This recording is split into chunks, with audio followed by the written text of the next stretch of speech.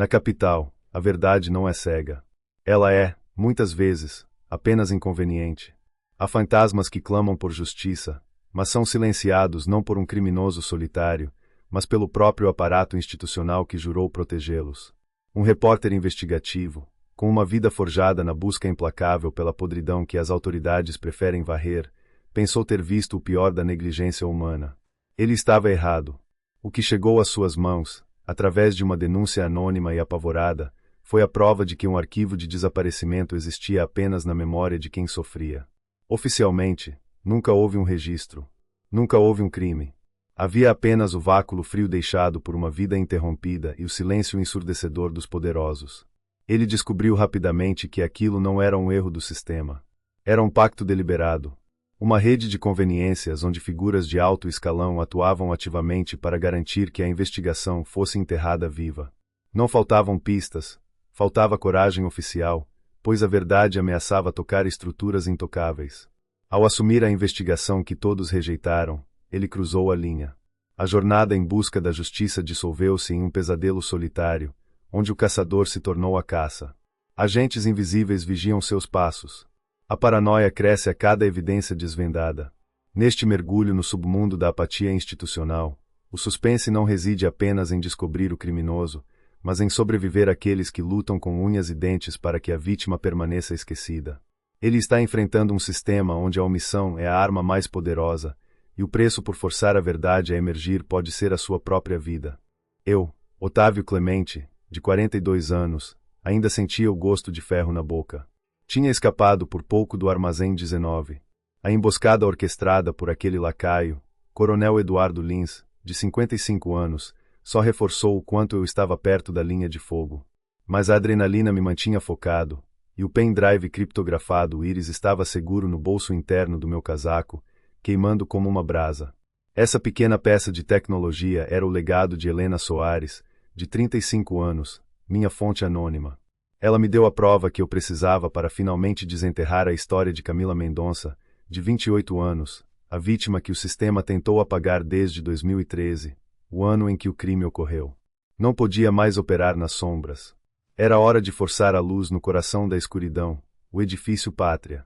O mármore polido e o silêncio pesado da sede governamental me davam náuseas, cheirava a poder velho e decadência. Eu fui direto ao gabinete principal, a pasta do arquivo morto 34 debaixo do braço, a gravação de uma transmissão ao vivo já correndo no celular descartável que eu usava, a lente da câmera fotográfica digital apontando discretamente para o ambiente. Lá estava ele, Augusto Bittencourt, de 60 anos. Imponente e frio, ele me observou da ponta da mesa de reuniões, a máscara de respeitabilidade intacta. Você acha que pode vir aqui, Otávio, e ameaçar estruturas que você sequer compreende? Ele sibilou, a voz baixa, mas cortante. Não estou ameaçando, Augusto. Estou executando a verdade, respondi, jogando o pendrive e o arquivo morto 34 sobre a mesa, os papéis do cartão de identidade rasurado de Camila espalhados. As evidências de que você apagou Camila Mendonça para encobrir seu esquema financeiro estão sendo transmitidas agora, ao vivo. Não foi omissão, foi assassinato institucional. O choque atravessou seu olhar, rapidamente substituído por fúria fria. Os seguranças, acionados por Lins que surgiu na porta, se moveram, mas era tarde demais. Meu objetivo não era a prisão, era a exposição total.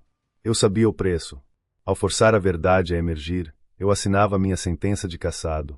Mas enquanto os holofotes da justiça, finalmente acesos, iluminavam a teia de conveniências de Bittencourt, eu aceitei o meu destino. A omissão finalmente pagaria o preço, e a vida de Camila não seria mais um segredo silenciado. A minha luta terminou ali, não com a paz, mas com a inevitável e violenta repercussão da verdade que eu forcei a ser revelada. Não houve tempo para Otávio reagir além do instinto. 2 seguranças vieram de um lado, e Eduardo avançou do outro, com seu terno escuro e expressão de cão de guarda. O celular descartável que transmitia o caos foi lançado para um canto da sala, rolando sob uma poltrona de couro, ainda filmando o frenesi de Augusto. Senti o impacto da mão pesada de Eduardo no meu peito antes que a dor me dominasse. Caí no mármore polido do edifício Pátria, e a sensação de frieza me lembrou de Camila, fria e esquecida. Mas não mais. O pendrive Íris e o arquivo morto 34 estavam sobre a mesa, testemunhando a ruína iminente daquele poderoso. Eduardo me levantou pelo colarinho, sua respiração quente e agressiva. Você cometeu um erro fatal, Otávio. O sistema sempre vence, ele rosnou, a voz grave e sem emoção, enquanto a fúria congelada de Augusto observava a cena. O sistema pode me engolir, respondi, cuspindo no chão de mármore. O gosto de sangue era forte. Mas a mentira de vocês já foi vista por milhares. Vão ter que desenterrar Camila e lidar com o que ela descobriu. Mesmo enquanto era arrastado para fora daquele santuário de corrupção, eu sabia que a batalha física terminava ali, no controle brutal dos agentes de segurança, mas a guerra da informação havia sido vencida. As manchetes, impulsionadas pela minha transmissão desesperada, estouraram antes que eu chegasse sequer à saída do edifício Pátria. A exposição foi total. Augusto seria forçado a lidar com o caos que criei.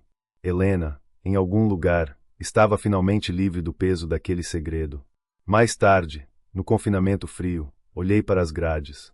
Eu era um prisioneiro, talvez destinado a ser mais um número que o sistema tentaria esquecer. Mas a diferença era monumental. A história de Camila, antes um arquivo morto, agora era a causa de uma convulsão nacional. Eu paguei o preço de ser caçado, de perder minha liberdade, de viver na paranoia constante. Mas o preço valeu. O silêncio institucional foi quebrado, e a justiça, ainda que tardia e imperfeita, finalmente estava emergindo das sombras do Morro Tupi. Minha luta terminou ali, na certeza de que a verdade, por mais inconveniente que fosse, jamais seria enterrada viva novamente. O cheiro de desinfetante barato e mofo era o meu novo bunker. Passaram-se 3 dias, medidos apenas pela luz fraca que entrava por uma fresta alta da cela. Eu não tinha relógio, mas tinha a certeza, a notícia havia explodido. Augusto não podia mais manter a farsa. Um guarda, cuja face exibia uma mistura de desprezo e curiosidade, jogou um exemplar amassado do vigia na minha direção. A manchete principal não era sobre mim, o repórter preso por invasão. Era sobre ela, Camila Mendonça. O governo enterrou uma vida para proteger corruptos. Peguei o papel, e o coração cansado finalmente sentiu um alívio lento, pesado. A foto de Camila, aquela com um sorriso marcante, estava em toda a primeira página. Ela havia emergido do arquivo morto 34 para se tornar o rosto da negligência nacional. Augusto estava em licença forçada, e os burburinhos falavam em indiciamento. Sua queda não foi rápida, mas foi pública e humilhante. Pensei em Eduardo. A lealdade silenciosa dele havia se tornado inútil. Sem Augusto para dar ordens, o coronel se tornaria apenas mais um peão exposto, talvez o primeiro a ser sacrificado para tentar salvar a fachada do edifício Pátria. O sistema não tinha lealdade, apenas conveniência. A maior vitória, no entanto, era a paz que Helena deveria estar sentindo. Ela, a fonte nervosa e assombrada pela culpa, havia encontrado a coragem para entregar o pendrive Iris. Agora, ela estava segura, invisível, mas finalmente sem o peso da omissão. Ela não seria mais caçada pela própria consciência. Meu confinamento era o preço final, o último resíduo da paranoia. Mas ao olhar para aquela manchete, percebi que a verdadeira caçada havia acabado. Eu estava atrás das grades, mas a verdade estava livre, desmantelando a rede complexa de conveniências que nos sufocava. Os poderosos tentariam me condenar, fazer de mim o exemplo de um jornalista descontrolado. Mas como poderiam me silenciar, se o crime deles era agora o assunto mais gritado nas ruas, desde o Morro Tupi até os corredores de mármore? O preço foi alto, minha liberdade, talvez meu futuro. Mas o sorriso de Camila na foto me dizia que valeu a pena. Aquele caso, que nenhum policial ousou investigar, era agora a história que reformaria o país. Eu era apenas o mensageiro, mas havia cumprido minha missão. A apatia institucional foi perfurada, e a verdade era, por fim, inegável. Não havia mais nada a fazer além de esperar que a justiça seguisse seu curso, desta vez, sem a minha obsessão para guiá-la. Seu próximo vídeo começa aqui. Inscreva-se e deixe o like.